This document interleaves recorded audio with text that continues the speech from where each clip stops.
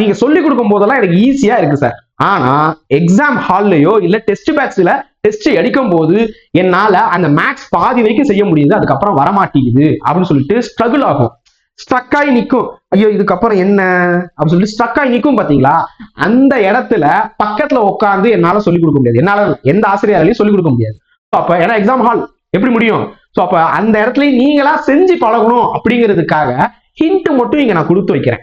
இப்ப ஹிண்ட் மட்டும் தான் கொடுத்துருக்கேன், நீங்களே செஞ்சிருவீங்கன்னா ரைட், இல்லைன்னா இந்த வீடியோ உங்களுக்கு.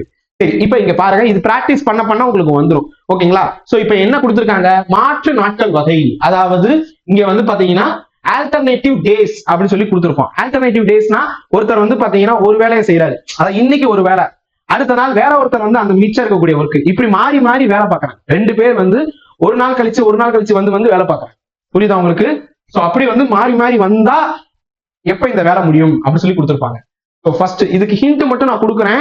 ஹிண்ட் ஆல்ரெடி பிடிஎஃப்ல ஹிண்ட் இருக்கு, நான் செஞ்சு காமிக்கிறேன். ஓகே, சரி இங்க என்ன ஏ மற்றும் பி முறையே வந்து பாத்தீங்கன்னா என்ன பண்ணிருக்கிறாங்க, 9 மற்றும் 12 நாட்கள்ல தனித்தனியா வேலை செய்கிறாரு.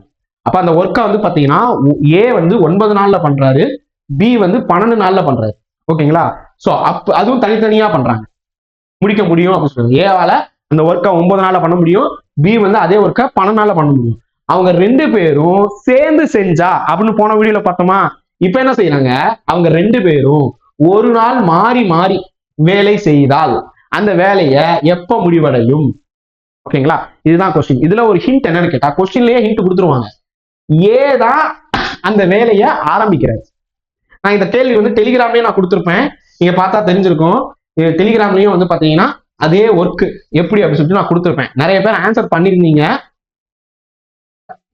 ஓகேங்களா? சேம் கொஸ்டின்ஸ் வந்து பாத்தீங்கன்னா